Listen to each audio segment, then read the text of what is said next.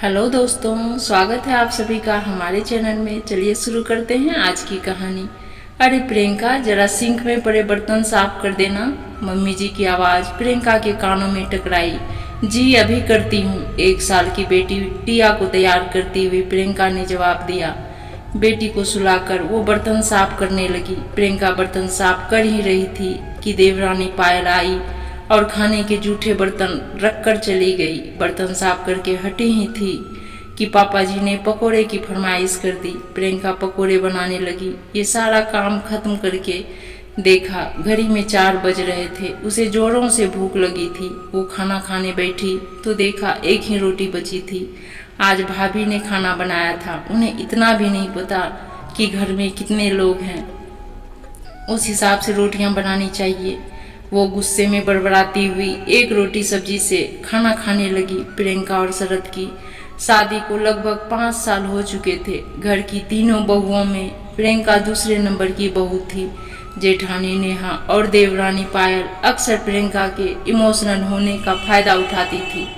अपना काम अधूरा छोड़कर मोबाइल या टीवी में मस्त हो जाती। बचा हुआ सारा काम प्रियंका को करना पड़ता, साथ ही बेटी टिया को भी संभालना पड़ता। हालांकि सास और ससुर दोनों को ये बात मालूम थी कि प्रियंका पर काम का बोझ ज़्यादा है, लेकिन दूसरी दोनों बहुओं को कुछ कहकर वो उनकी नज़रों में बुरे नहीं बनना चाहते थे। दूसरी तरफ उनके दोनों बेटे, बड़ा बेटा राहुल और छोटा विनीत, हर बात में अपनी अपनी पत्नियों का पक्ष लेते। इसलिए उन दोनों बहुओं को कुछ कहने से उनके सास ससुर बचते थे। वहीं दूसरी ओर शरद का स्वभाव अपने दोनों भाइयों से विपरीत था। उसके लिए उसके माता पिता सर्वोपरि थे। वो प्रियंका को चाहता तो था, लेकिन बात जब माँ बाप या भाइयों की आती उसे प्रियंका गलत लगती। प्रियंका जब भी उसकी सामने इन सब बातों की शिकायत करती, वो प्रियंका को ही समझाने लगता। अक्सर उन दोनों के बीच इन्हीं बातों को लेकर मनमुटाव चलता रहता। वहीं दूसरी ओर दोनों भाई अपनी अपनी पत्नियों के साथ सुखद वैवाहिक जीवन बिता रहे थे। प्रियंका भी बड़ी इमोशनल थी। वो किसी को कोई जवाब नहीं दे पाती और अंदर ही अंदर घुटती रहती। इधर शरद के माता पिता में से जब भी कोई बीमार होता या घर का कोई और कार्य होता, दोनों भाई कोई न कोई बहाना बनाकर टाल जाते। वहीं शरद ऑफिस से छुट्टी लेकर भी वो कार्य करता। शरद प्रियंका का साथ नहीं देता। इसी कारण बाकी सब भी प्रियंका को कोई महत्व नहीं देते। दिवाली आने वाली थी।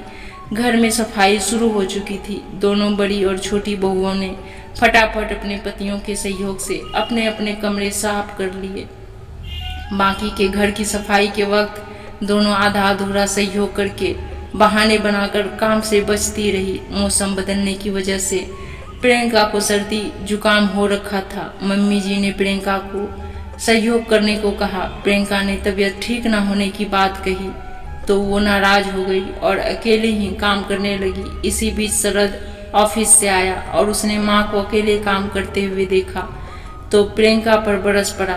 दुख और गुस्से से कांपती हुई प्रियंका खड़ी हुई और काम में लग गई। पानी में लगातार काम करने के कारण उसकी तबीयत ज़्यादा खराब हो गई और वो बेहोश हो गई। उसे हॉस्पिटल ले जाया गया। डॉक्टर्स ने चेक किया तो पता चला लगातार सर्दी जुकाम में काम करने के कारण उसके फेफड़ों में इन्फेक्शन हो गया था। उसका हीमोग्लोबिन भी काफ़ी कम हो गया था। मामला थोड़ा गंभीर था। वहीं दूसरी ओर मम्मी के बिना टिया का रो रो के बुरा हाल था। पहली बार शरद को अपनी गलती का एहसास हो रहा था। प्रियंका का मासूम चेहरा बार बार उसकी आंखों के सामने घूम रहा था। इस मुश्किल घड़ी में उसके माता पिता के अलावा कोई और हॉस्पिटल में नहीं था। प्रियंका की एक मुंह बोली बहन टिया को अपने घर ले गई। पूरे 1 हफ्ते के इलाज के बाद प्रियंका की हालत में सुधार था। शरद प्रियंका से मिलने पहुंचा। प्रियंका घर चलने की जिद कर रही थी। मुझे घर ले चलो शरद, मुझे सबकी याद आ रही है। टिया कैसी है? दिवाली आने वाली है, सारा काम बाकी है, कैसे होगा सब? प्रियंका बोले जा रही थी। टिया ठीक है प्रियंका, विनीता के घर है। तुम्हारे बीमार होने के बाद विनीता उसे अपने घर ले गई थी। कल तक तुम डिस्चार्ज हो जाओगी, फिर हम घर चलेंगे। रही बात काम की तो डॉक्टर्स ने तुम्हें रेस्ट करने को कहा है। जब तक तुम ठीक नहीं हो जाती कोई काम नहीं करोगी। लेकिन मैं अब ठीक हूँ शरद। नहीं प्रियंका, तुम ठीक नहीं हो। और तुम्हारी इस हालत का जिम्मेदार सिर्फ मैं हूँ। तुम अपने माँ पापा का घर छोड़कर मेरे भरोसे आई थी। तुम्हारा ख्याल रखना मेरी जिम्मेदारी थी, लेकिन मैंने ही तुम्हें नहीं समझा प्रियंका। गलती मेरी है। मम्मी पापा और भाइयों के प्यार में मैं इतना अंधा हो गया था कि तुम्हारी ओर ध्यान ही नहीं दे पाया। सच है, जिस औरत का पति उसकी कद्र नहीं करता, फिर उसकी कद्र कोई नहीं करता। मुझे अपनी गलती का एहसास हो गया प्रियंका। मैं आज ही माँ पापा से बात करता हूँ। अब से घर में सभी लोग बराबर काम करेंगे और अगर कोई आपत्ति हो तो वो अलग रह सकता है। अब से मैं तुम्हारी हर छोटी से छोटी खुशी का ध्यान रखूंगा प्रियंका।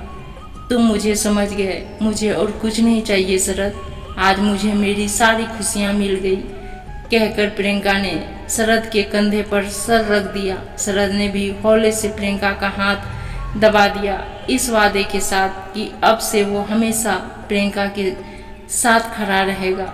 कहानी अच्छी लगी हो तो दोस्तों इस वीडियो को लाइक, शेयर और मेरे चैनल को सब्सक्राइब जरूर कर दीजिएगा दोस्तों। धन्यवाद दोस्तों।